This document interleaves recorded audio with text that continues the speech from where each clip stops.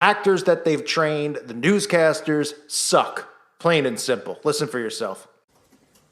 The disinformation that's being spread on the coronavirus and COVID-19 is having a devastating effect in hospitals across the country. A doctor here in New York telling NBC News that dealing with conspiracy theories is the second most painful thing I've had to deal with, other than separation of families from their loved one. The doctor has now stopped engaging with the trolls on Facebook, some of whom claim the hospitals are empty and the virus was part of a plot to vaccinate or microchip US.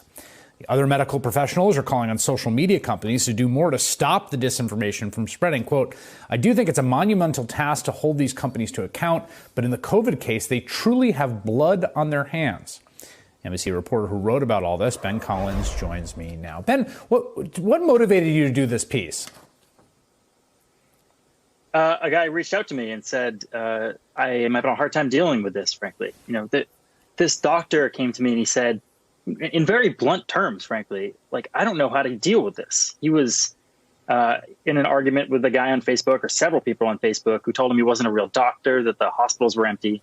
And he said, you know, I have 200 people in my ICU. This is happening. And then he went outside and he heard the cheer at 7 o'clock that we all hear every day in New York City. And he just broke down and cried because he didn't know what reality was at this point. He just didn't know. He had no real idea. And that's the larger problem here, is that we have this, you know, we have these systems set up that reward these bad guys going after these doctors. There's no real way to stop this because the bad guys have rigged this system to make it so those messages that they use to push things like supplements or just political messages, those go to the top. Those go to the doctors when they get home from these tough shifts.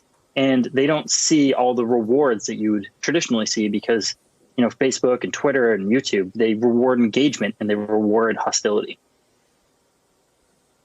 And so what they're rewarding right now are insane, baseless conspiracy theories that have sort of taken root, that, you know, doctors coming home from watching their patients die, trying to fight the disease, and coming home to social media and sometimes like family members or friends or people they know telling them that the whole thing was some, you know, plot by Bill Gates to, you know, I don't know, implant chips in people or depopulate the world, whatever nonsense is going on. But those are high-ranking, high-engagement stories across Facebook and other platforms. Yeah, and look, this makes sense, right? We are in a time of chaos, basically. We are in a time where people's trust in institutions and various different things has gone away, and their livelihoods have changed. The way they live their lives have changed. So instead of, you know, embracing that ambiguity and looking for answers that are realistic, they go to the easy ones. They go to the simple ones, and the simple ones are things they can see.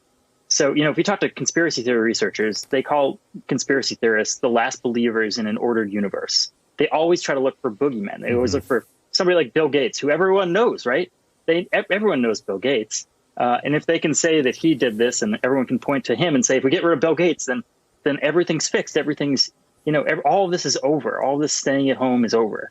But it doesn't really work like that. We know this. It's, you know, science is a lot more complicated than just Bill Gates doing something or a 5G tower doing something. And that's the scary part, is that these bad guys, these traditional conspiracy theorists who are preying on these people at home on Facebook and YouTube all day, they are creating these small armies. And the people in the small armies don't know, but they are really hurting these doctors.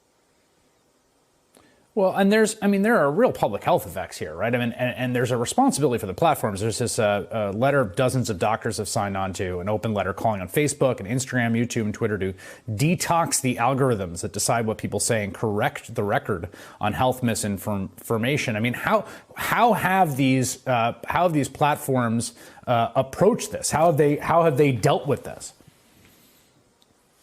You know, they have taken some steps, and, you know, the problem that we see over and over again is that these things go viral and then they sort of like rein it back in. Today, there was a video on YouTube or Facebook, and if you have somebody in your life who's chronically addicted to YouTube or has like Facebook brain, I think is the technical term for it, they will have seen this thing called Plandemic, which is this awful YouTube video saying, don't wear your mask, it gives you coronavirus. This terrible stuff that you really, it is impossible to be true. I know. And the issue is that this stuff goes viral first and then they correct it. What we need is actor-based enforcement. People who, you know, none of these people that are pushing that video are new here, right? They are people who are constants in these anti-vax communities. They have been here for years and years. They are just packaging this together first time around coronavirus theme. And since it goes around that coronavirus theme, it feels new, feels to these people, and then they can push it again on Facebook and YouTube.